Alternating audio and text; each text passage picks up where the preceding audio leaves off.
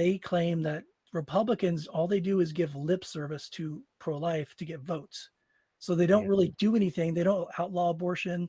They don't try to overturn Roe v. Wade. They don't do things that you would consider someone who's pro-life to do. They're just trying to keep this thing going, this machine, this political machine going, trying to get our vote.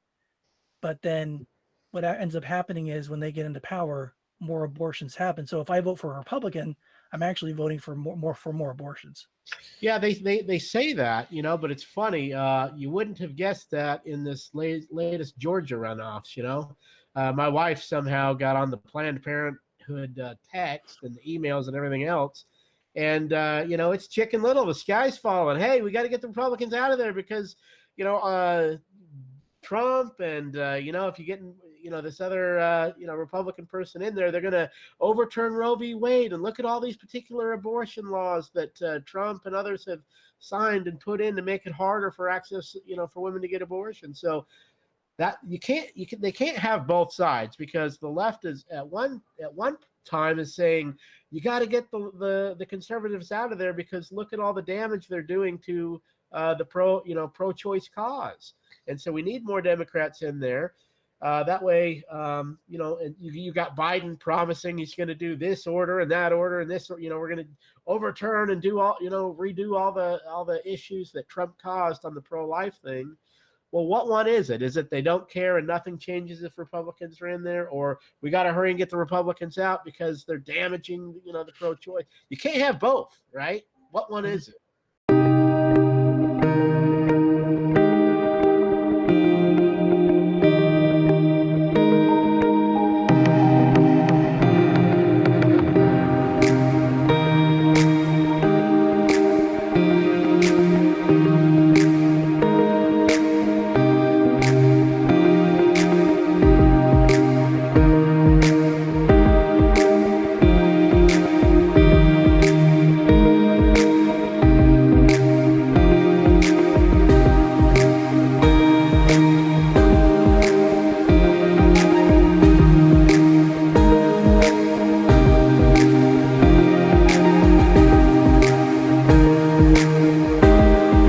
So we have two specialists that are going to join us to talk about the subject of abortion.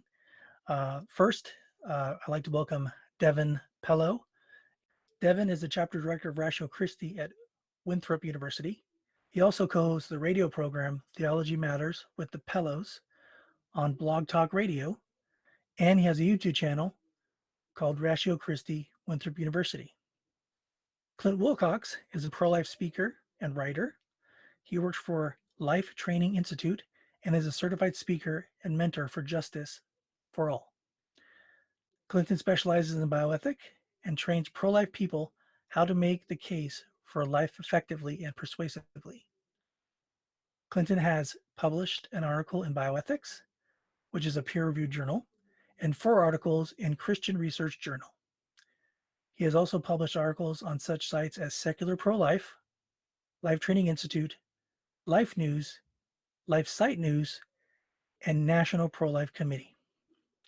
Clinton is a classically trained clarinetist and pianist who plays music professionally for special events and leads the contemporary band at his church. He resides in Sanger, California, with his dog Roxy. So Matthew, help me welcome Devin and Clinton. Welcome. I want to first thank you guys for joining us to talk about this most important of issues of abortion. Thanks so much for having us. And to first start off, I want to address the elephant in the room, saying that we are 4 white men talking about abortion, which is considered by most or many to be a entirely woman or feminine issue. And so I want to address that and how we would say we can validly speak about abortion. Like what is your response to someone who says you have no right to say this because you're a man? Yeah, I love the. I'm going to steal Clinton's thunder here, but Frank Beckwith's got a line, and I think it's Defending Life, that arguments. I'll keep it G, but arguments don't have gender. People do, And so it really doesn't matter who gives the argument or where the argument comes from. The issue is whether or not are the premises true? Is the argument sound? Because if you were to, if I was to give the argument and I was standing behind a curtain, like the Wizard of Oz, and I'm speaking into the microphone, and you didn't know whether I was male, female, what race, etc., you have to grapple with, is what is being said true? Are the premises true? Is the argument sound? That's the issue, not who says it. Yeah, to dismiss someone's viewpoint because of their gender is just an ad hominem fallacy. You're focusing on an irrelevant characteristic of their personality and using that to dismiss their argument when there's nothing specifically about women or about the experience of pregnancy that would give women any special insight into whether or not it's acceptable to kill a human being, even at a very early stage of development. In fact, for the same reason that I don't have to be black to have an opinion on slavery, I don't have to be a woman to have an opinion on abortion. Well, I would like to also interject too that, statistically half of aborted babies are men, and also men contribute to the reproductive act that causes babies, and they have a responsibility, at least financially, speaking, once a child is born. And I think it's also Matt had mentioned, and when I talked to him earlier today, that in some countries you can actually legally abort children because you don't want responsibility for them like a woman does. Wow. So that I think is also a good case for us having the ability to talk about this. Yeah, I think it just seems like it's just a distraction from the issue. It's like call me, racist, a pig, whatever you want. I'll say that's all true. Refute the arguments. That's the issue. That's really the main issue. Everything else, it's a distraction. It's personal attack. They're engaging in the same thing they're crying is wrong. That it's wrong to, judge somebody based upon the gender or their skin tone or ethnicity, etc. But that's exactly what they're doing. And so, I think it's just a distraction just to get away from the real issue, because I don't think they have really good arguments, and I don't really think they can refute our position. That's a good point. I mean, it's just saying, look over there, right? Yeah, instead of look over here at what's really going on. Amen. And also, I'd like to share too a personal story of because I have a personal experience with abortion. When I was 17 years old, my older sister had already had two kids. By that time, I think one was like 18 months and the other one was 3. And so she came by our house, or actually an apartment. I was living with my dad at the time, and she wanted me to watch her kids while she went and had an abortion. And I looked at her and I said, listen, I love you, and I'll do everything I can. I'm only 17 years old, so I really can't do a lot. I'll do everything I can to help you with this child, but I cannot participate in this action. Wow. And so she left, and she was upset. And so later she called my father, and he talked to me. He brought me into the kitchen, and he sat me down. He said, listen, this is my house. This is my place. If you live under my roof, you will do what I say. And I say you are going to watch your niece and nephew. Wow. So that's that. And that was it. That was all. I mean, and I had a lot of guilt for a long time about participating in that, because I was not in a place. I was still in high school. Right. I was not in a place to say, no, I'm going to leave, or I don't agree with this, and I don't agree with you. And, I wasn't in a mental place, Right. to be able to counteract your father who's ordering you to do this. Wow. So, and maybe we can address people who are in my same situation where they don't agree with it, but then they get forced to, watch a sibling or be part of it. because they have no other option. Yeah. Well, me and my wife, we do a lot of work on the sidewalks, and we've seen, there's stories where, I remember, a man had driven his, I think, probably 13-year-old daughter there to get an abortion, and with situations like that, you don't know what's going on. You don't know if the father is the one that has done something wrong, or if a neighbor or a relative. You don't know. But when they stopped and the car was turned off, she bolted out of that car and she ran over to the side where all the pro-life people were. There was a Catholic gentleman actually there, and she wrapped her arms and legs around this guy, and she did not want to go in and get this abortion. And the father was this big man, like a linebacker, and he came running over and he was trying to pull her off of him, and basically was dragging both of them around on the street. And eventually the cops came, and they didn't get an abortion that day, but it's you think about that girl, she didn't want to do that, and they were certainly trying to pressure her to do that. And no offense, but I don't think the abortion clinics are going to be too much siding with the girl, because it's a lot of money, etc. And so you wonder about that, people in those kind of situations where maybe it's not even to that extent with the physical attack, but just the, we're dealing with women. We're on the board with it's a crisis pregnancy place here in Rock Hill, and we've had women where the husbands basically manipulate them into having an abortion.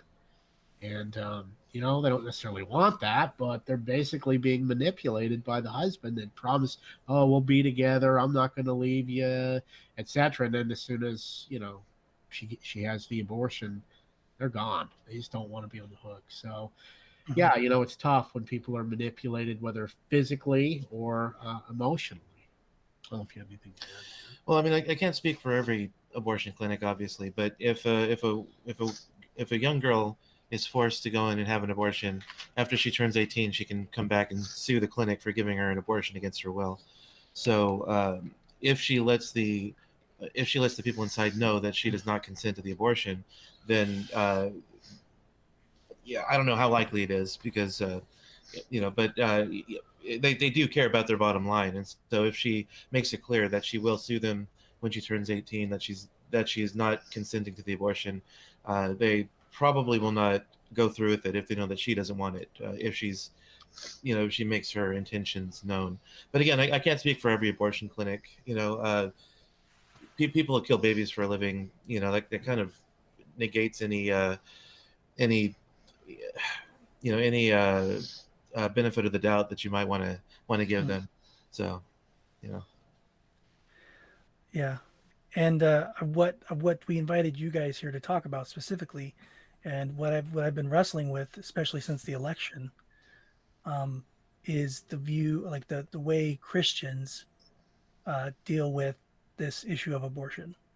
Because I've had friends who I respect and I admire, and they are very, very intelligent people who, I mean, for different reasons or whatever. I mean, a lot of times people just didn't want to vote for the current president, so they just voted not the current president.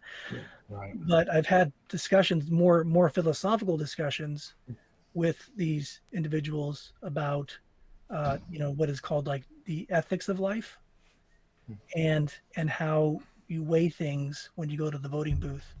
And so I wanted to talk to you guys about the Christian approach to abortion, and how Christians can justify voting for somebody who supports abortion, and sort of hash out with you some of the things that I've had discussions with, and give your guys' take about how you would address those arguments.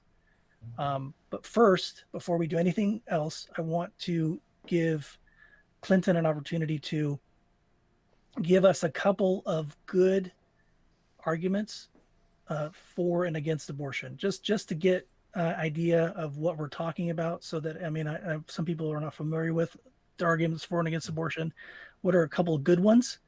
And then after that, I'd like to delve into the Christian response, because I think we'll kind of circle back through the ethics of life to this issue too. Yeah. Well, the arguments for and against abortion are very, very diverse. So I'll give you what I think are two of the stronger ones. They're not necessarily always the strongest arguments, but for example, the arguments for abortion in defense of abortion, in the academic arena, they generally take one of two forms. There's the bodily rights form, and that's actually a minority view among philosophers. Most philosophers don't believe that bodily rights actually justifies abortion, because if the human embryo or fetus is a person, then bodily rights doesn't justify killing a person. As they usually say, my right to swing my fist ends where your nose begins. So if we can show that the embryo and fetus is a person, then bodily rights wouldn't justify abortion. There's a minority of philosophers who would think that it does. Judith Jarvis Thomson, for example, wrote a famous essay in 1972 called A Defense of Abortion, and David Boonin wrote a book in 2002 also called A Defense of Abortion, in which he defends bodily rights arguments, and he prefers bodily rights arguments over other types of arguments, although he does make a case for them as well. So the bodily rights argument is usually what you hear as a slogan, my body, my choice. But when you hear that from pro-choice people, they're not usually either they're not very sophisticated thinkers, or they're just ignorant of the academic discussion on abortion. So they don't usually have the more academic arguments in mind. So Thompson basically argued in her essay in 1972 that that if we assume the fetus is a person, then abortion is justified anyway, because the fetus is plugged into the woman's body by the umbilical cord against her will. And since the fetus is plugged into her body against her will, she has a right to have the fetus removed, because even if she has a moral obligation to remain plugged into the fetus, she should not be legally compelled to remain plugged in to the fetus. And so she should not be legally forced to remain as life support for the fetus. Want me to give any responses to these, or do you just want me to leave the argument hanging and go on to the next one? Well, I mean, if you can say, if you want to give the pro-choice and then maybe give the pro-life counter to that, maybe that we can kill two birds with one stone. Or if you So the counter to that, there are several counters to this kind of argument. If your listeners are familiar with the violinist thought experiment, that was the thought experiment that Thomson formulated in order to try and prove this point. But the problem is that her argument has several disanalogies between pregnancy and this violinist scenario, which actually show that it's a false analogy. Number one, there's the responsibility objection, in that the mother is responsible for committing an act, the act of sex, that brought the child into existence and placed the child of a state of dependence upon her. Since she is responsible for the child's existence and placing the child of a state of dependence upon her, she has a responsibility then to care for the child, because she's the only one in the vicinity who can render aid to that fetus. And this is what a number of other pro-choice thinkers would agree. For example, Michael Tooley. I've had a personal discussion with Tooley, and he doesn't find bodily rights arguments convincing at all. I'm not sure where he's actually written about bodily rights, if he has at all, but he writes from a more personhood perspective. Then you have Kate Greasley, who in 2016, I think it was, wrote a book called Arguing About Abortion, in which she also says that bodily rights arguments just don't work regarding that. And so, the responsibility mixed with the fact that if we can show the fetus is a person, then bodily rights doesn't justify killing it. So aside from the responsibility objection, you also have the killing versus letting die objection. When a woman goes in for an abortion, she is actually killing the child, and so it's not just simply an act of removing the child from her body. It's actually an act of killing the child. So even if she's not responsible for the child being there, like in the case of rape, which is a situation that's usually brought up, in which the responsibility objection doesn't respond to, the fact that you have to actually kill the child in order to remove it does respond to every situation that a woman might find herself in. And so there's a basic rule of ethics, as Frank Beckwith would say, that we don't kill person A to benefit person B. That's not a lack of compassion for person for person B, that's just an unwillingness to commit murder. So the fact that she's responsible for the child's dependence on her, and the fact that you actually have to kill the child in order to remove the child from her body, are two of what I would say are the most powerful objections to this bodily rights idea. And so the stronger way to argue for a pro-choice person would be from personhood. And again, there's a wide diversity of arguments that a pro-choice person could point to, where they would either say that because the fetus lacks this property, it's not a person, or they might say personhood is irrelevant. If it lacks this property, it's not a serious harm to kill the fetus. I could be here, for another half hour or so, just explaining all of those differences. So I'll pick, I'll pick the one. I'll just pick one and just kind of respond to it, because each of the criteria that a pro-choice person might point to has individual responses, but there are one or two things which basically respond to all sorts of functionalist arguments. And so I'll give kind of that general response after that. The one that I find the most persuasive is by philosopher L.W. Sumner from his book Abortion and Moral Theory, in which he argues that it's not really personhood that determines whether or not it's okay to kill you, it's whether or not you can suffer. So he would say that sentience, the ability to feel pain, is the reason that it's wrong to kill you. Since you're the kind of entity that can feel pain, it would be wrong for me to kill you because I would cause you needless suffering. And the reason that I find this argument to probably be one of the strongest of the functionalist arguments is because pro-choice people have sort of a very strong intuition that abortion is almost always permissible in the early term, but very, very hard to justify in the third term. If you look at Gallup polls, most pro-choice people oppose late-term abortions, and they also oppose frivolous abortions and sex-selective abortions, things like that.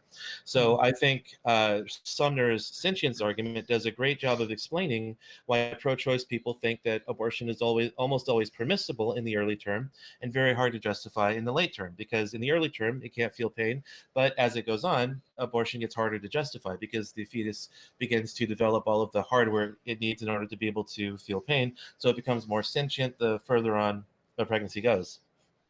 Now, of course, the reason that I don't find the sentience criterion very convincing is because it would seem to imply that if what makes it wrong to kill you is that you can feel pain, well, then I don't see why it would be wrong to kill you painlessly.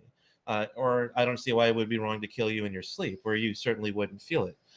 So I think that those are counterexamples we can draw to this idea that it's wrong to kill you because I would cause you needless suffering. Well, if I killed you in your sleep, then you wouldn't really know that I was killing you. So it doesn't seem like you'd be suffering needlessly.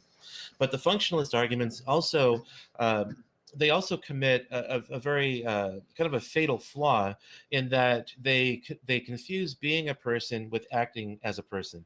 They would say that you don't have, some philosophers would talk about personhood, others would just kind of talk in a sense of like having value to where we can't kill you. But either way, the idea is once you exhibit this property, in this case sentience, then it becomes wrong to kill you. You now have a sort of value that we're obligated to respect. But the problem is that you have to be a person before you can start functioning as a person. So we can't just say that it's now wrong to kill you because you're sentient, because the fact that you're sentient is because you're a person. It's already because you're the type of entity that's oriented toward being able to feel pain. It's just that you need time to develop all of the hardware, the nervous system, the brain, all of this kind of thing in order to be able to feel pain. So you already exist as an entity before that point who is oriented toward all of these things.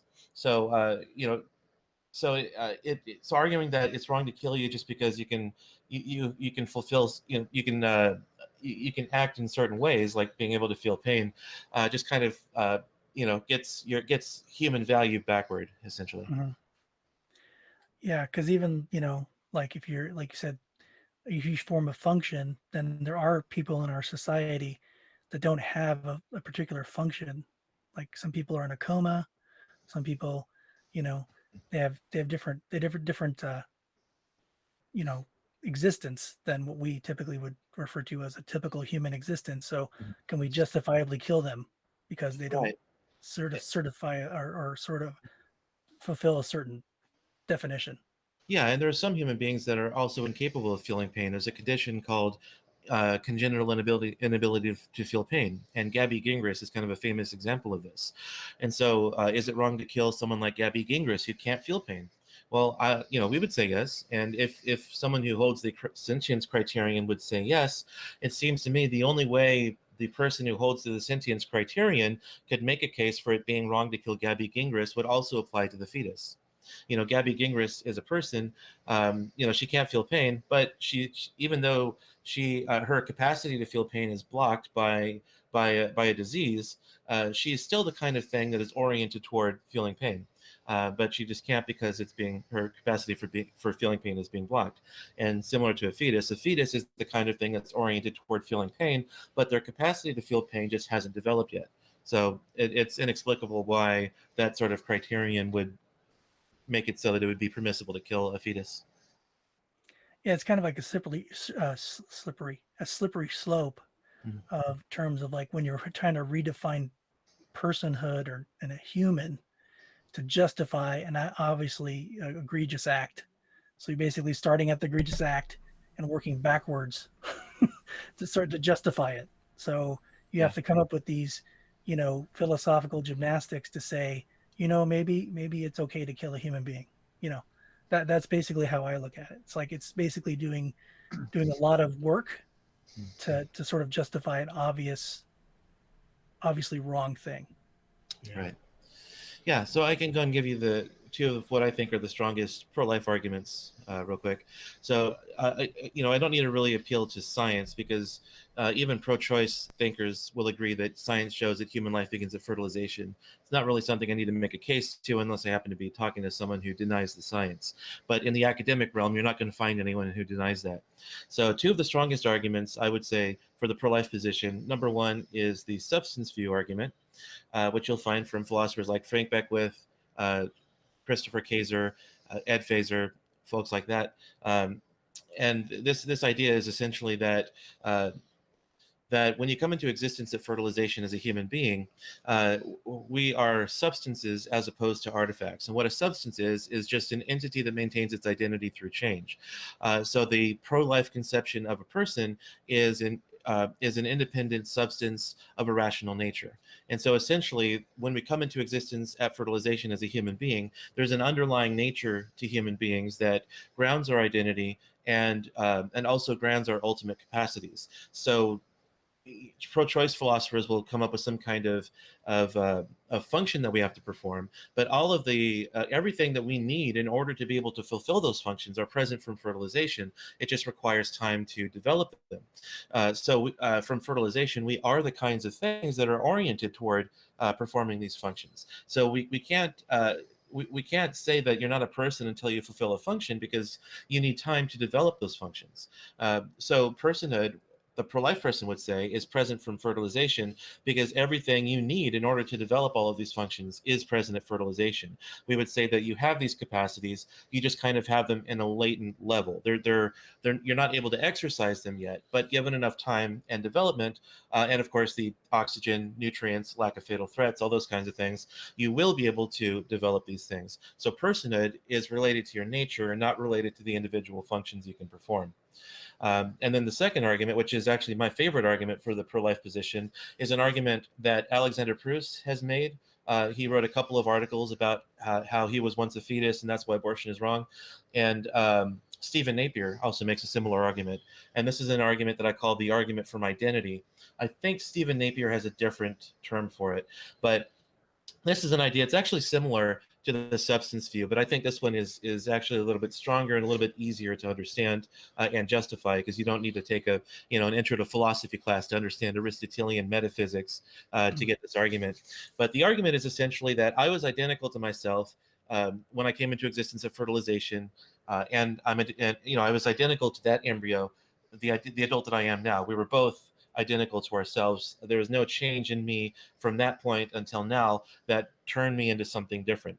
And we can show this by saying that when we think about that single cell embryo, there's only really three possibilities because either I am identical to that embryo or I am not. If I am not identical let's see. If I'm not identical to that embryo, then there's only really two possibilities. I am not identical to the embryo, and the embryo died. I am not identical to the embryo, but the embryo is still alive, or I am identical to the embryo. So the two possibilities, if I'm not identical to the embryo, are that either the embryo died somewhere along the lines of development, or it's still alive somewhere. But if the embryo died when I came into existence at the point that I was identical to it, that means that the embryo would have had to die because it underwent a change that was within its internal programming to undergo. But things don't die if they undergo a change that's within their internal programming to undergo. So there's no way that the embryo could have died just because I came into existence. So that's off the table. But it could be that I am not identical to that embryo, but the embryo is still alive once it came into existence. But that also doesn't seem like it's something that we can affirm, because if that's true, then that means that there are two physical things present in the same space. Because I am an animal, and the embryo that I came into existence in is an animal. But there's a plausible law of physics that says that two things cannot be identical. Two things cannot occupy the same space at the same time.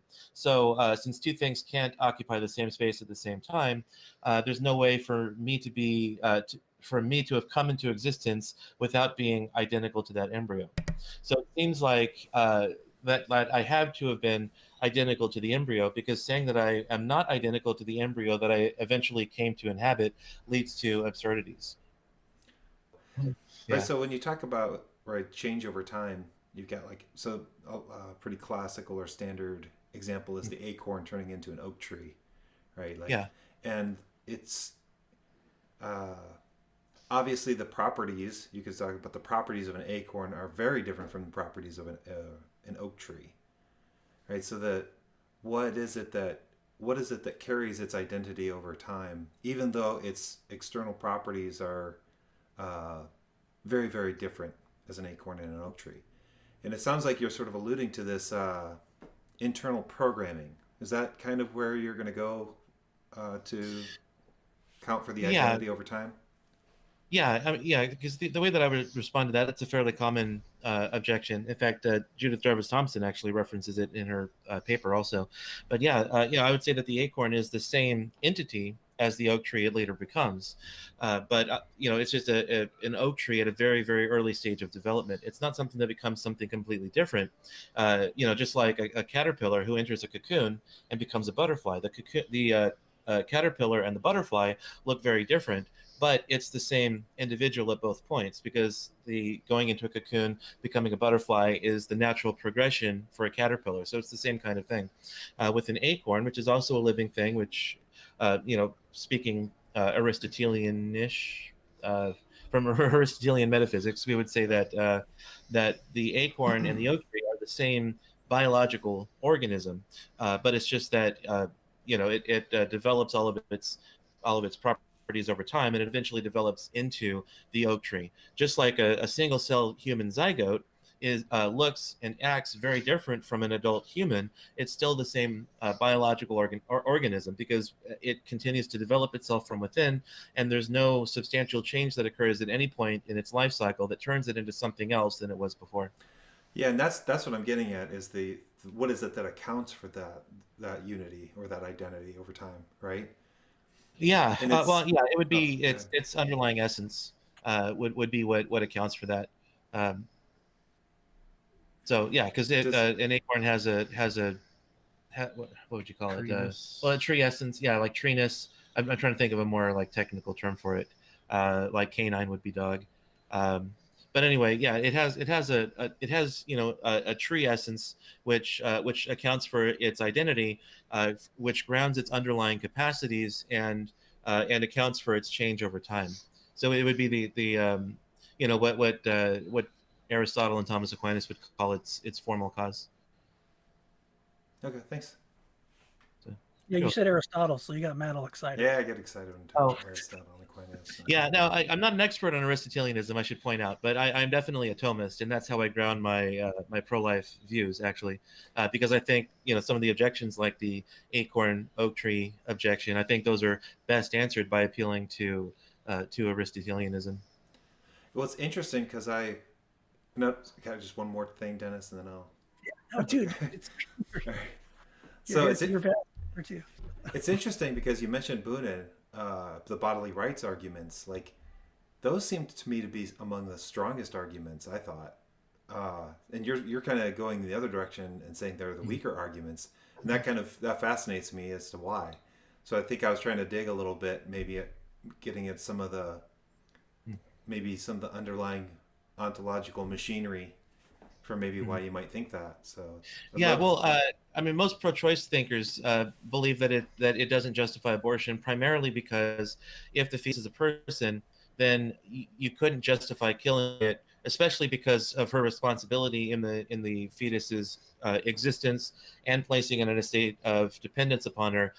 Because of these reasons, bodily rights arguments wouldn't justify killing it if it's a person, because you can't just kill a person in order to make your life better in some way. That's not something that is permissible in ethics. So if we can demonstrate that the fetus is a person, then bodily rights arguments wouldn't justify killing it.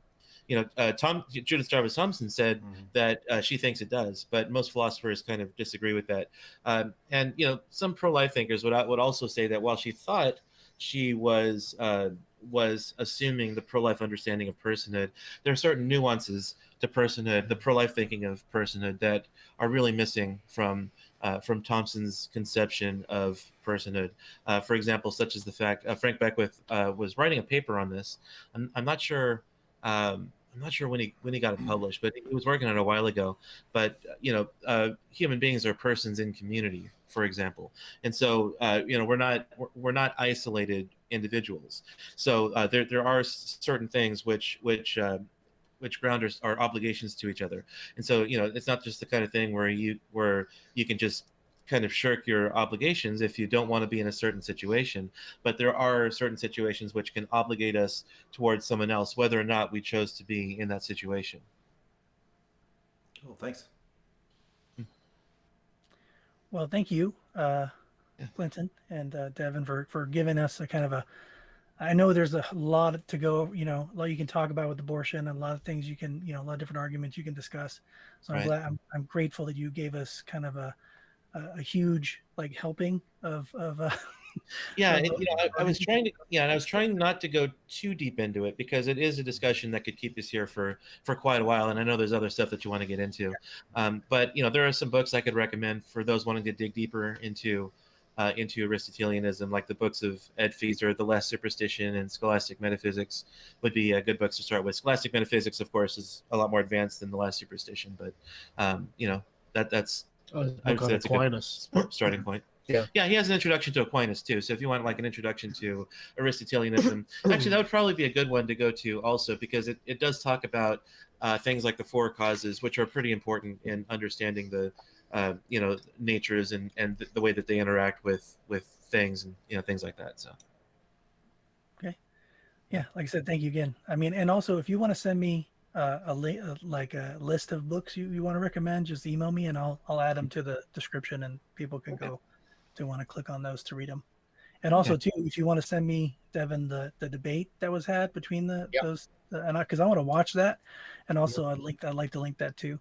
So yeah, and then also the talk that he did at Winthrop this last week. That's I watched them, so that was pretty good. Okay. Like it was interesting too. Like when the second talk was about like the biblical case, and I thought wouldn't it be kind of just like the natural, like the Bible would like I was thinking like, wow, that I didn't know we'd have to have a biblical defense of the pro-life position. I mean that seems to be just a given, right? That's it should be, but unfortunately it's not. Well, that's a good segue to our topic. Just specifically, let me get to my questions here. So kind of some of the questions I want to ask you is straight off the bat about pro-life versus pro-birth, because what makes you not just a pro-birther, but pro-life? Because the reason I ask is because when I have these conversations with people that are Christians but then are more progressive, they interpret pro-life to mean more than just abortion. They mean poverty. They mean justice. They mean racial justice too. They mean environmental responsibility, that sort of thing. And then they put abortion in with that. And that's what's called, they call it like the ethics of life. So they claim that people that are pro-life, like, aggressively pro-life, or just kind of, focus on that a lot. They say they basically give them the title pro-birth or pro-birther, because they feel we don't look upon the other, once the child's born, we just go, okay, then it's done. We did our job. So what would you say to the pro-birther claim? I don't think it's true. I mean, we're involved with so many women that have made the choice. We've got a friend who has recently made the choice to not have the abortion, and she's having some issues right now, and we have her son. We're watching her. He's my little godson. So I think the church, in large part, gets a lot of bad things said about it. But I look at the house that we're involved in. I look at things like what's the thing in Charlotte? You got Cities for Life, but Charlotte has what is that thing in Charlotte with the big pro-life movement where they meet every single week? Hundreds of people coming out. I can't believe I forget the name of it. I know that. No, I can't remember that. I remember the Monroe Shelter, Women's Shelter, but I can't remember Charlotte. Out here in Charlotte, when we first started going to the abortion clinic, you would have, me and 10 or 11 other people out there. Now there are hundreds of people that come out on the weekend, and they're praying. The churches have adopted the pregnancy centers. So I just don't believe that churches and Christians don't get involved, and all they care about is the baby till it's born, and then they don't care. That's just an easy talking point. It's not true. I mean, I myself drive these women to the pregnancy appointments. It's like, if there may be some Christians that don't care, but it's a blanket statement, and it's unfair and it's untrue in that aspect. Did you have anything to add to this? Yeah, I mean, it's pretty easy to show that this idea isn't true. I mean, pregnancy care centers just, that's what they specialize in, is getting supplies out to pregnant women in crisis pregnancies, and even to single parents and parents who are struggling. I'm not the kind of person, though, who likes to get hung up on semantic arguments. So if someone's going to just call me pro-birth, number one, chances are they're probably not interested in a conversation. They just want to emote. And that's a person that's really going to be a waste of time to try and interact with in the first place. In the second place, if I do feel like they're trying to interact and they really do think I'm just pro-birth, I don't, if I'm trying to convince them that abortion is wrong, it's kind of getting off in the weeds to try and debate over semantics. It's like, okay, so you think I'm pro-birth. Well, how does that refute my argument that abortion is wrong because it kills an innocent human being? Just like that last argument we talked about, it's an ad hominem fallacy. If you're going to dismiss my argument simply because you think I don't care about children after they're born, well, that's a clear way to just try and sidestep the argument rather than interacting with it directly. Yeah, one of the slogans, of course, with the Black Lives Matter, and then people would respond with, "Well, all lives matter." Well, and then the Black Lives Matter would respond by saying, "Well, it's true that all lives matter, but you wouldn't go after a particular cancer society just for focusing on cancer, or an AIDS society just for focusing on AIDS, would you?" Well, we could say the same thing. Just because, obviously we're pro-life and we invest a lot of time there, you can't fight every battle. You can't fight everything to do with poverty and crime and justice. You can't take every battle. You can do one or two things well. So, it's the same thing. Being pro-life doesn't mean you don't care about justice and all these other things as well. Basically, we do care about justice, and the reason we're pro-life is we're just saying you can't kill, innocent human beings. Those are all great points. I mean, I totally agree with you with everything you said. Well, what I think is what's at the crux of that pro-birth, you're just pro-birther and you don't care about the other things, is because, excuse me, most pro-life people who make it an issue to be pro-life, like vocally, tend to be more conservative politically.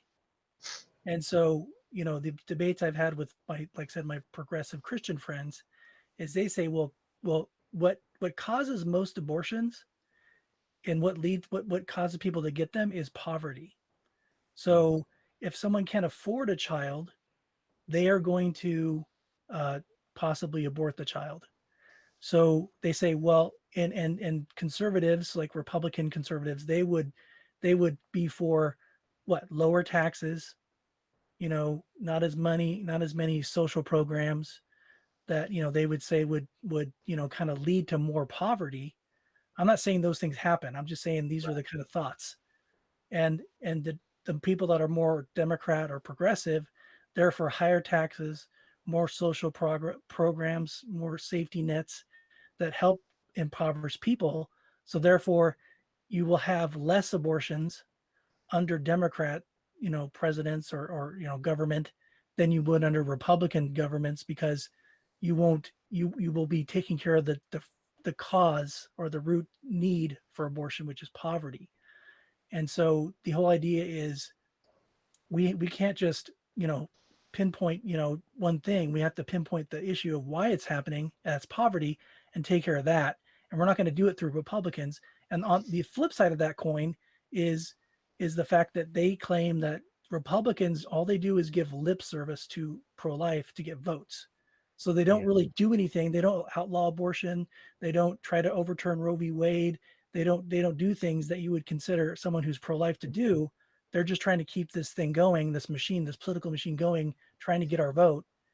But then what ends up happening is when they get into power, more abortions happen. So if I vote for a Republican, I'm actually voting for more abortions. Yeah, they say that, but it's funny. You wouldn't have guessed that in this latest Georgia runoffs. My wife somehow got on the Planned Parenthood text and the emails and everything else. And, it's Chicken Little. The sky's falling. Hey, we got to get the Republicans out of there because, Trump and, if you get, this other, Republican person in there, they're going to overturn Roe v. Wade. And look at all these particular abortion laws that Trump and others have signed and put in to make it harder for access, for women to get abortion. So that they can't have both sides, because the left is at one time is saying you got to get the conservatives out of there because look at all the damage they're doing to the pro-choice cause. And so we need more Democrats in there. That way, and you got Biden promising he's going to do this order and that order and this, we're going to overturn and do all, redo all the issues that Trump caused on the pro-life thing. Well, what one is it? Is it they don't care and nothing changes if Republicans are in there, or we got to hurry and get the Republicans out because they're damaging, the pro-choice? You can't have both, right? What one is it? Yeah, this idea that abortions rise under Republican presidents and fall under Democrat presidents is just silly nonsense. Snopes of all sites, very, very left-leaning Snopes has actually debunked this claim. It's much more complicated than to just look at the numbers under each president, and we see the numbers of abortions rising no matter what political party the president is. In fact, if you look at what Joe Biden has been doing, number one, Joe Biden in his first day in office, signed a record number of executive orders. Some 27, I think, was the number executive orders. After proclaiming that only dictators use executive orders, and here Biden goes signing 27 of them on his first day, over 30, I think, in his first week. I might have the numbers slightly askew, but it was an insane amount of executive orders. And look at some of the executive orders he did sign. He reinstated the Mexico City policy, which sends American tax dollars overseas to organizations that provide abortions. He opposes the Hyde Amendment, which is an amendment that prevents federal tax dollars from going towards abortions, and he's trying to overturn that. He reinstated Title X funding and just all these sorts of things that Biden is doing. Biden is a president, but It's just absurd to think that a party like the Democrat Party that is so obsessed with abortions that they even oppose that they even they're out of step with the average American. The average American doesn't think late-term abortions ought to be legal, but the Democrat Party fight tooth and nail to keep all abortions legal anytime the woman wants it, and considers any sort of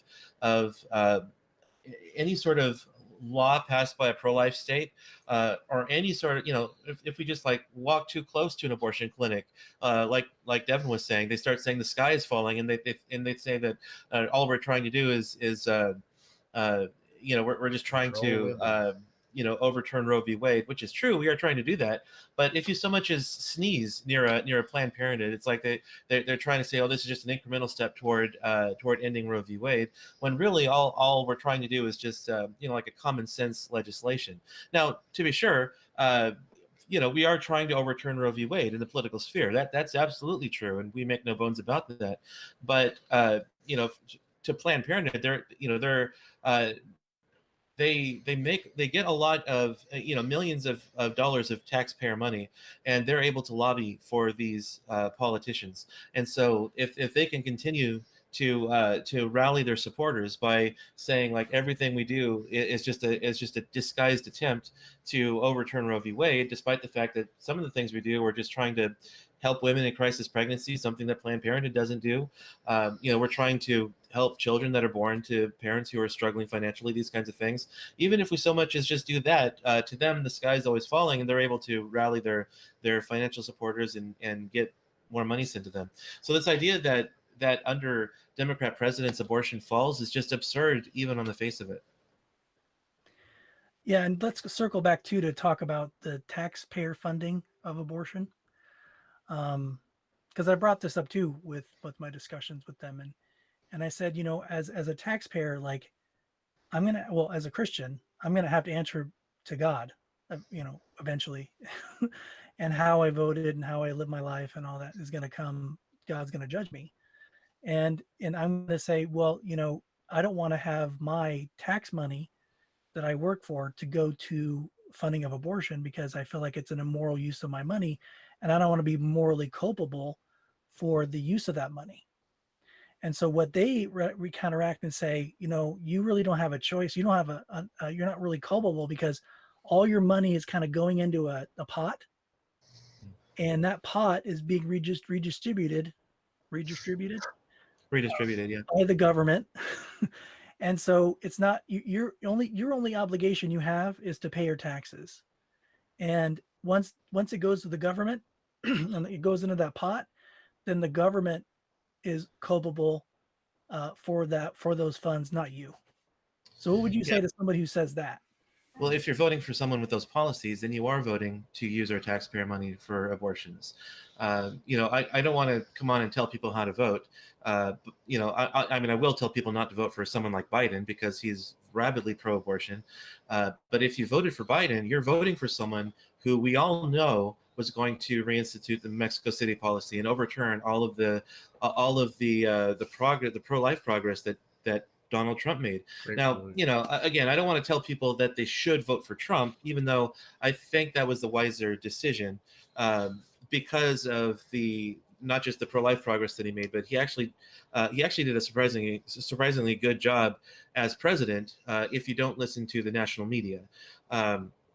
So, I don't necessarily want to tell people how to vote, but if you're voting for someone like Biden, who we all know is going to fight for our tax dollars to go toward abortions, then you can't just let yourself off the hook by saying, well, it all goes into a pot and the government does whatever they want with the money. Right. Because you're voting for someone who is instituting these policies. If you wanted to vote for someone like Trump, or even if you wanted to vote third party for someone that you're confident has good pro-life credentials, that would absolve you of that, because you're voting for someone that would be wiser with America's tax dollars. But there's really no excuse for anyone who voted for Biden. You get what you get when you vote for Biden, and even though he was very cryptic about a lot of the things he was going to do when president, everyone knew that since he is the Democrat forerunner for president, he was going to reinstitute certain policies and use our tax money for abortions. There's just can't no getting out of that. claim ignorance on that one. So. I kind of had thoughts about, what would you, what would you say? I would feel like, going before God and saying, well, he's not Trump. I don't think that's gonna, Well, that's not gonna right. cut it. Like Yeah. that's not, that what kind of argument is that? What kind of position is that? Just That's Right. the thing, and that's what was so upsetting. It's like, you know, I'm in the SBC, even ordained through the SBC, and right now it's like, man, craziness has just happened over there, and it's like you have to be able to look at the bigger picture. You have to separate the person Donald Trump from the policies of the party, and you have to look at the bigger picture of, what's going to happen with the issue of abortion. What's all these major issues, right, going on. You can't get hung up on the person. You have to look at the bigger issue of the policies. And it's like people just can't do that for whatever reason. And again, if you don't want to vote, then don't vote, I guess. But to actively vote for pro-choice Democrat, it just blows my mind. I just don't see how you can possibly justify that. If you're that turned off by the Republican Party, then I guess don't vote. But to vote for people that are going to make abortion not only remain legal, but more laws, easier access, etc. You're either you are not consistent with your biblical worldview whatsoever. You don't either that, or you don't understand the issue of abortion. Something is wrong there. Yeah, Biden isn't Trump, but Biden is Biden. So why doesn't that concern you? Would be my question. Because Trump said some boorish things. Like he talked about how women would let him do stuff to them. I'm trying to keep this PG here, but Biden, we actually have video evidence of Biden, sexually assaulting some women, and we have a very credible accusation by Tara Reid in which he sexually abused her, or I don't know if it was rape or sexual abuse, but I should probably say allegedly, so that someone doesn't come across this and try to nail me for slander. Allegedly, did stuff to her, but it was a very credible accusation on the part of Tara Reid. But then you have Kamala Harris, who's the vice president, and has some extreme marks against her. She she kept an innocent person on death row, knowingly kept an innocent person on death row, and wouldn't allow the evidence in court to exonerate him until she was forced to by the courts. And she kept people, as because she was district attorney of California, she kept people in jail past their due dates as essentially slaves to act as cheap labor for the state. After David Daleiden went public with the damning tapes against Planned Parenthood with their fetal organ trafficking, Kamala Harris ordered an unconstitutional search and seizure of David Daleiden's house and his property. So we know that Kamala Harris is willing to forsake the Constitution and oppress your constitutional rights if she doesn't like you. So you're not voting for. You're voting for terrible people here. So if you think Trump's a bad person, he never tried to murder anyone like Kamala Harris did, and Trump talked about some boorish locker room behavior, but we know for a fact that Biden sexually, abuses people, because we've seen them caught on tape where he goes around, sniffing them. So it's like, no one who voted for Biden and Harris has any right to say that, to condemn Trump supporters for voting for Trump. What do you guys think of the Christian who says, I don't want to vote for either? Like, none of them meet a minimum requirement of character or something like that in order to vote. What's your response to that? I don't think it's wise. I think, in the bigger picture, even if you don't want to vote for again, I think you have to look at the policies over the person. And then if you get to the policies and they don't like the policies, then I guess maybe you just weigh the policies out. But when it comes to, especially with the issues of life, I don't know how you're not going to come down on that. But again, if a person doesn't, they just feel like they can't vote, I don't think it's wise, but I don't think it's sin, right? I don't even know if it's necessarily contradictory to the biblical worldview. I think they should vote that way, but that's separate than voting for a pro-abortion candidate, in my opinion. I don't know Yeah, I mean, I pretty much agree with Devin that I think anyone who voted for Biden is morally culpable for the abortions that are going to happen under his watch. I totally get it if someone didn't want to vote for Trump. Character is very important in a president, especially. I did not vote for Trump in 2016. I wrote in, it was either Ted Cruz or Rand Paul in 2016. I just wrote him in because I wanted one of them as president, and I didn't believe anything Trump said because what he said seemed to contradict some of his previous views, and I figured he was just saying that so that he could get elected. So I didn't vote for Trump because I had no reason to believe he meant anything that he said. But when 2020 rolls around, I was actually paying attention to what Trump was doing. I wasn't listening to the national media because they lie. And I'm not just saying CNN or MSNBC. I mean, I don't listen to Fox News either. So, because the national media are just a bunch of crooks, and they wouldn't know journalism if it, jumped up and bit them on the nose. I come from a journalistic family, and I'm disgusted at the display that I see from our national media. So I voted for Trump in 2020, based on number one, wanting to keep Biden and Harris out of office, but also number two, I have a soundtrack behind me now.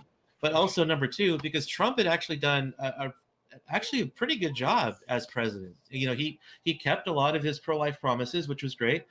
He didn't start any new wars, which is great. He was actually bringing peace talks to the Middle East and garnered himself 3 Nobel Peace Prize nominations, which was great. He wasn't perfect. He tweeted a lot. He said a lot of dumb and nasty things on Twitter. And some of his policies weren't the greatest either. He wasn't, perfect as far as policy goes, but he was a lot better than Biden was going to be. So I can understand why someone would vote third party because they couldn't bring themselves to vote for Trump. But here's the thing. We know what kind of president Biden was going to be. And so if you didn't vote Biden or Trump, I don't think you were sinning. You're going by your conscience. I don't think there's anything wrong with that necessarily. So you're not culpable for anything like you would be if you had voted for Biden. But like Devin said, I think it was very unwise because if you didn't vote to keep Trump in office, even if you don't like the guy, now we have to deal with the Biden presidency. Yeah. And that's going to be a lot worse for unborn children, and it's going to be a lot worse for the pro-life movement too. There was if I can jump in real quick, there was a recent article on the Christian Post, actually saw it today, where it was Charlie Kirk who was suggesting that churches should not have Lecrae come perform at their churches because he openly rallied for the Democrat in Georgia, and there was a lot of Christians on there that were just so you have to be a Republican or you can't agree with some Democrat views.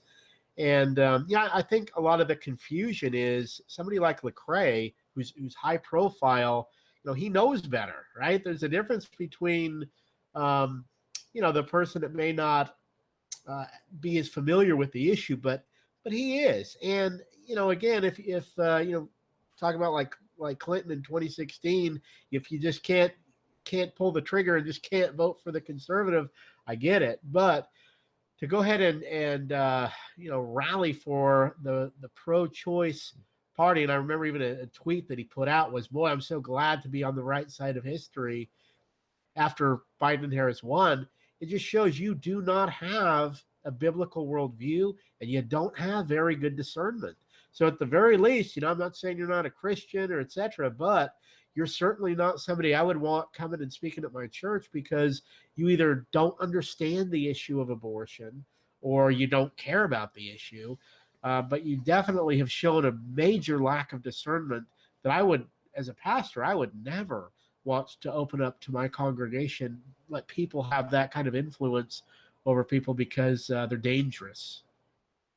You say to someone that says, listen, I have a more nuanced view of pro-life than you do. Like my pro-life view is not just about abortion. It includes, like I said, the environment, poverty, those sort of, justice. So how would you respond to someone who says, abortion, poverty, environment, those appear to be equally valid things.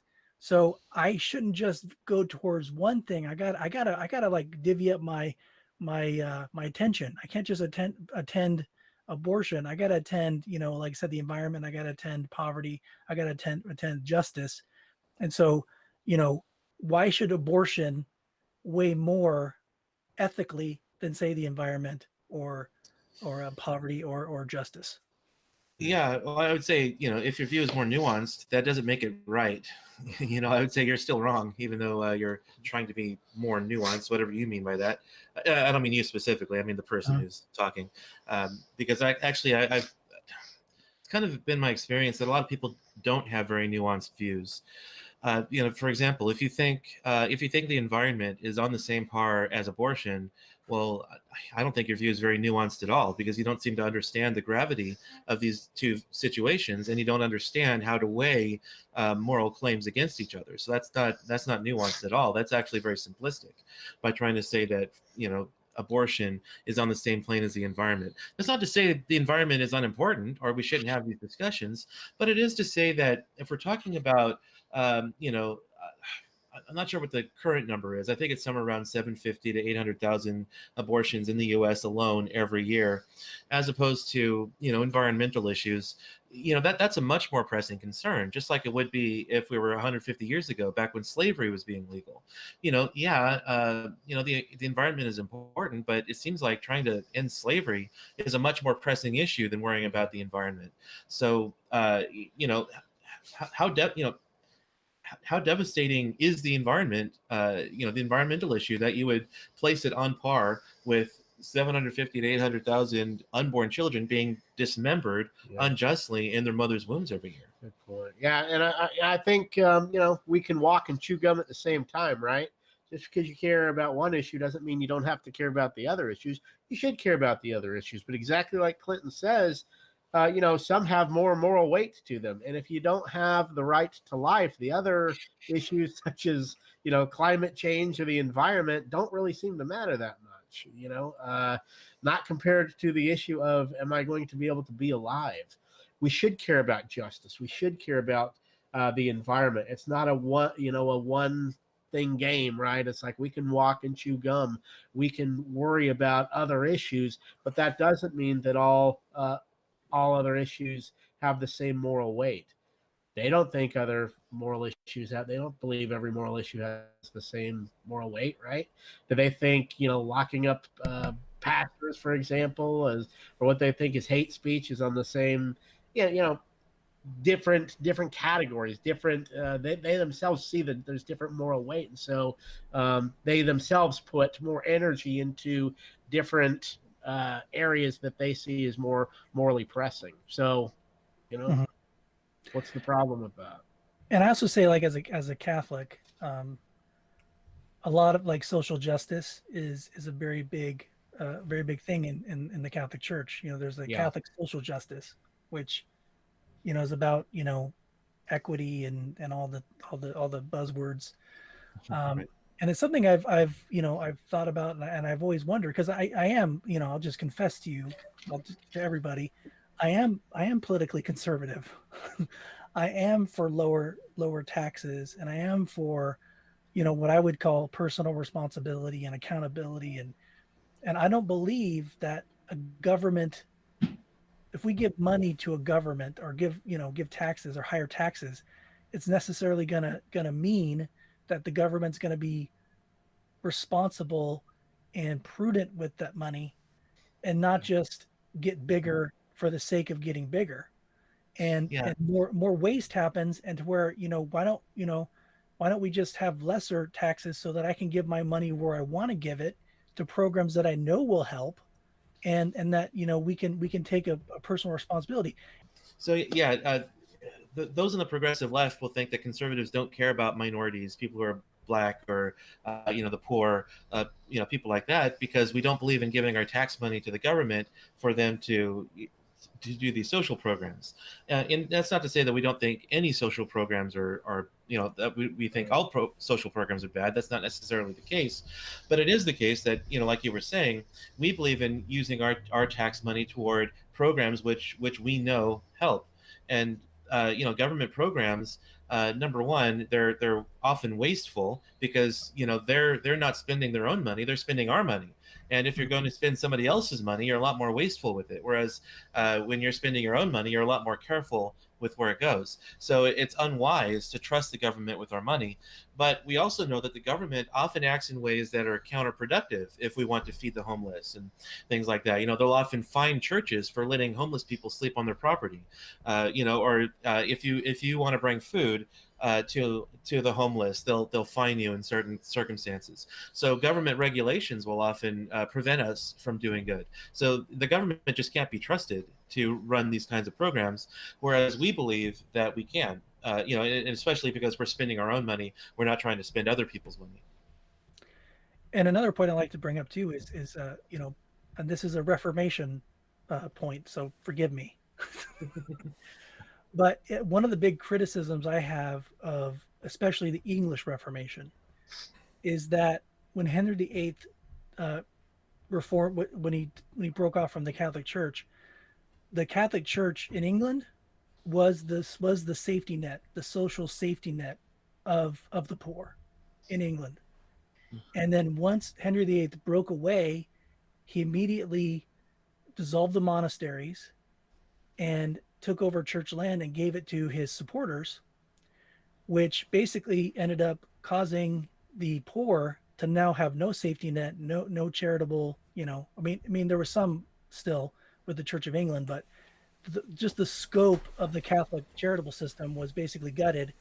And you see, after that, like, after centuries, you get to like Oliver Twist, and you get to, the Christmas Carol, and all these horrible social issues. And then the government has to step in and take over caring for the poor because they've basically kicked the church out of doing it. And I kind of feel like there's a parallel between what happens there and kind of what happens, kind of loosely on what happens here, is that we give our money to the government takes care of the poor, and therefore we don't do it. Yeah. Does that make, do you see where I went around there? Yeah. No, that's good. Good points. I mean, do you think that's a valid assessment of things? Like, I think it is, because then it's not just we don't do them now, but if things were actually given locally, if we were actually taking care of the people in our communities, it actually helps to develop other virtues that aren't developed if you're just giving money to the government, who then gives it to people, right? Like like Devin goes out and he talks to everybody. I mean, he does prison ministry, he does abortion ministry, he does college ministry, he's forming relationships all the time.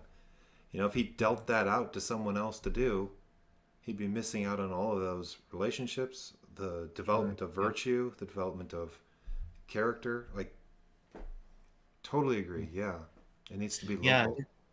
Yeah, that's a great point too, and that it's not virtuous to give money to the government and let them do whatever they want with your money. It is virtuous for you to go and give your money to charity, or to go and feed a homeless person, or to take a pregnant woman in who's been kicked out of her house. And those things are personal virtues that you develop by doing these things. You don't develop them by giving your money to the government to do. Yeah, and I think there's something to be said, like with the house that we're in. You can't just be somebody who's not wanting to change. Like, you have to go through certain programs. You have to be willing to go to Bible studies. You have to be willing to go and learn trades. If you're just somebody who just wants to lay in the bed all day, you're not going to get help. And so I think in those those kind of situations, you're going to have some people that are just lazy and they just don't want to work, and you can't blame society and other people for that, because they're lazy and don't want to work. So I think, being able to control where you want to give your money and etc. I think it helps kind of weed out the people that really are just on bad luck and just need another chance and can make something of it, and people that just want to be lazy, or they just want to drink, or whatever. And on a personal point too, it's like, when you do earn a living and you are paying 25% of your income to taxes, and then you pay another 10% in tithe, it's like, how, at one point, and I always think about this too biblically. It's like, if I'm paying 25% and it's going towards helping like social programs, I think over half of the budget for the U.S. government is social programs. either Social Security, Medicare, welfare, that sort of thing. That's half of it. So is it, where's my tithe? I mean, if that's going to help the poor, then do I need the tithe? I mean, I don't want to say that, but it's like, well, the tithing in the Bible is you contribute 10% to God, right? And then that would help the poor, because that's where that would go. So I'm just like wondering how, where does tithing and taxes kind of, and I guess we're on a tangent, but anyway. Yeah. Well, I think in one sense we need it because that 25% is probably going to go to your pro-abortion style places as to where the church doesn't get the help necessarily, right? Like they do from the government, and so the pregnancy centers, etc. Is that about right? Yeah. So just think if you could take the 25% and give it to the government and being able to give it all to the church, right? Yeah, I would think too. I was like, hey, just I would take, because I think about 35%, right? If it's tithing and taxes, like I'll give the government 10%, 15%, and I'll take the rest. I'll take the and then give it out how I want. I'm very much a small government guy, but I'm not the extreme taxation is theft libertarian guy.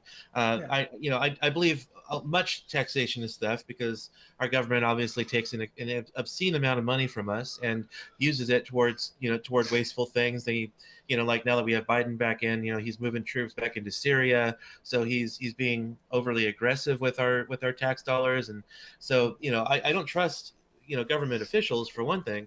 But also, I have no control over what the government does with my money. I don't want them giving it to Planned Parenthood. I don't mind them using it for the military if we're going to engage in just wars instead of just trying to steal oil from other countries or whatever. So not all taxation is theft. I think some taxation is legitimate. Yeah. But the way that we're set up right now, they are they're robbing a lot of money from the American people, money that we could be using toward charitable organizations and other things. Mm-hmm. Well, I want to just kind of wrap up. I want to thank you guys, but I want to give you guys like a final statement. If you want to say, okay, if a Christian and with Christianity and abortion, what would you say to someone who says, listen, I just can't vote for one thing. I have to be, I can't just look for one issue, a voter. What would you say to them to sort of say, hey, listen, to think about these things in more depth and not just give them an out to just. Yep. So with one of my gym buddies, I had this exact conversation. He was an older guy, he's a black gentleman, and I said, and he just kept, he'd ask, why is one issue, that issue, enough to make you vote for it? And first of all, there's a lot more issues that conservatives have that I agree with than one issue. But even if it was one issue, I said, imagine you have the perfect candidate. Now his wife his wife was white, he was black. I said, imagine you have the perfect candidate. You agree with him in every single area. But the one issue is he thinks white people are not full human beings and they shouldn't be, they should be able to be discriminated against based upon their color. You agree with him in every other area. He would never really impose this in the law, but he personally thinks white people should not be looked at as, basically the same as other people. They should be discriminated against. Would you vote for him? And without thinking, he said, no, I couldn't. So you agree with him on every issue but that. So there is one issue that can be big enough that you would not vote for the person. So the question is abortion a big enough issue for you to do that? What's worse, discriminating, against white people, or saying it's okay to murder infants or take the life of, innocent infants in the womb? So that's the issue. Most people, if you push them, they will agree there is an issue that even if they agreed on everything else, they wouldn't do it. The problem is abortion, they don't think is a big enough issue. Racism for this person was, but taking the life of innocent human beings wasn't. So I think it just kind of highlights an inconsistency there. Mm-hmm.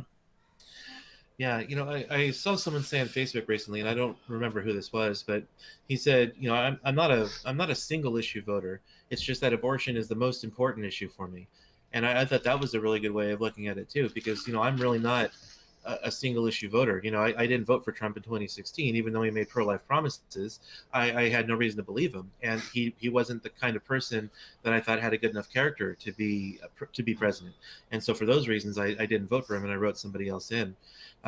So it was primarily because I didn't have any reason to believe him that he was pro-life. But also, if he had the character, which I thought was presidential, then I would have voted for him and hoped for the best. But his character kept me from voting for him, and his character kept me from trusting any of the promises that he made, the things that I knew about him based on his public life before that. So I would just tell people that, I'm really not a single issue voter. It's just that abortion is the most important issue for me. If there's a candidate there who has a great presidential character, like Tulsi Gabbard actually is a Democrat that I would have at least been tempted to vote for. I couldn't have voted for her because she's still pro-choice, but she's not an extreme. She's not an extremist like most Democrats are.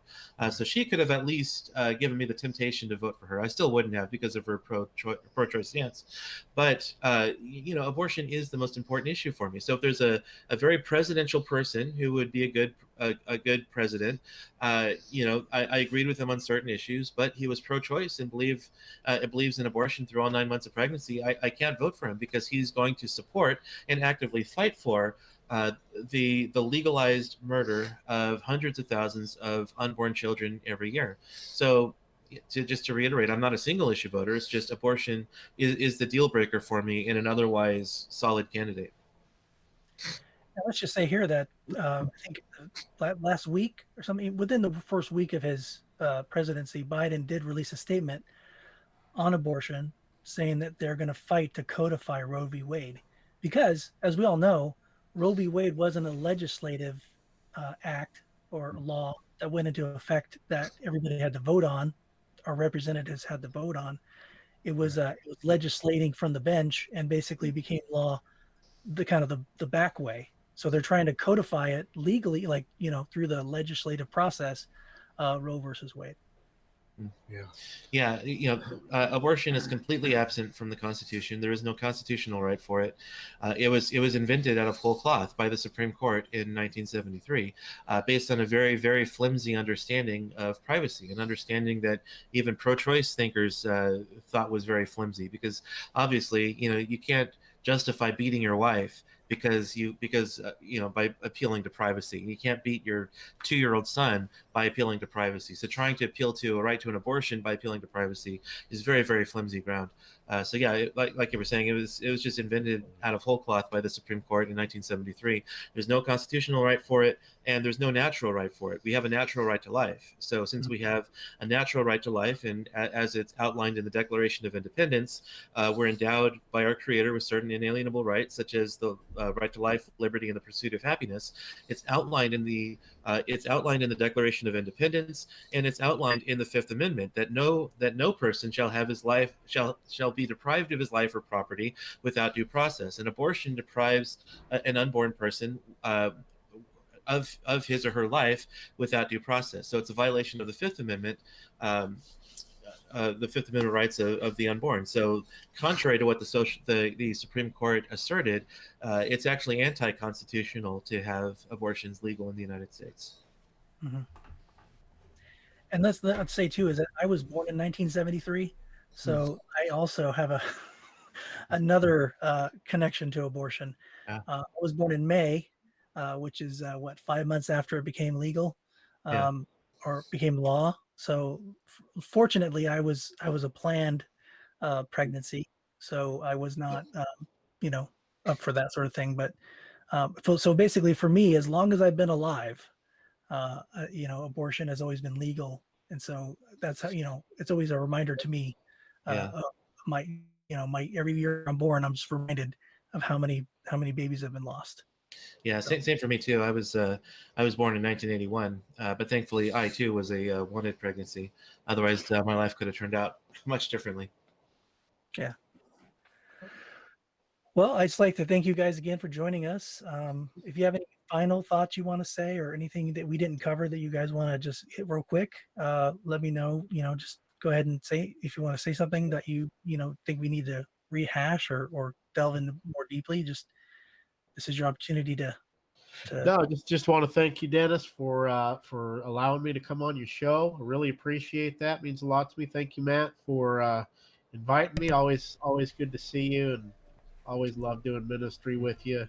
One of my best buddies. Good to see you too, man. Thanks for doing this. Yeah, Thanks, thank Clinton. you guys for having me on. I appreciate any opportunity to come on and talk about this issue. I mean, yeah, I'm a guy, but I was once a fetus, and so I was once at risk for abortion. So I like to tell people that as a former fetus, I oppose abortion. Because I'm not at risk for being killed now, but I was back then, and so I could have been killed before I ever, before I ever became aware of what I was losing. And Right. that's a tragedy. And so I appreciate your guys' willingness to speak out about the issue as well. Yeah, and I think the importance too, like of why I brought this up is because the last election was kind of electric, and there are people on both sides that are Christian, voting for candidates that are pro-choice or pro-abortion. So I was trying to grapple with this reality and trying to understand their perspective and why they would do such a thing. I have too. This has been crazy to me. It's been the most. I don't get it, man. People that I thought were sound, people I respected academically as wonderful philosophers and thinkers who, it's like they just lost their minds on the issue. People that I just thought for sure were solid and people that were sound. I mean, I have to say, they just no discernment in that area, and it's a check for me to do not let your hobby horse or your soft spots corrupt your worldview, and don't bend the Bible to fit around your views. Always let the Bible. This good Reformed Baptist speaking here. Always let the Bible correct you, and I've learned that through this election. So I hearing you say that, I mean, I've heard others say the same thing. It's like this has been a real eye-opening election of just people that you thought were real, that they were willing to cave on that issue of abortion with no problem. Because he's not Trump, right? That's it. Right. That's what it was. That's what I feel like. It's like that's how is that? Orange man bad. Orange man bad. That's it. That's the response to every criticism of Biden. Yeah. But Trump. Yeah, and that's the thing too. I just don't get it. I think, this is. I mean, it's not what he's doing is not a secret. It's not. It was telegraphed. He told everybody what he's going to do, so no one can say, "Well, I didn't know he was going to do this. I had no idea that he was going to do this and that and this." Like, you knew what he was going to do. Like, he had a platform. He had written on a website. So, and that's why on my social media for the next 4 years, every time something like this comes in the news, I'm going to highlight it. I want the Christians who voted for him to see that you guys have a part in this. I'm not trying to be nasty, not trying to be mean, etc. But this is what's happened. Are you shocked? Are you shocked that these are the policies that are happening and the damage that's being done? You took part in that. And sadly, I think it's going to be silence. I think there's not going to be a lot of criticism. Yeah, you're right. Absolutely.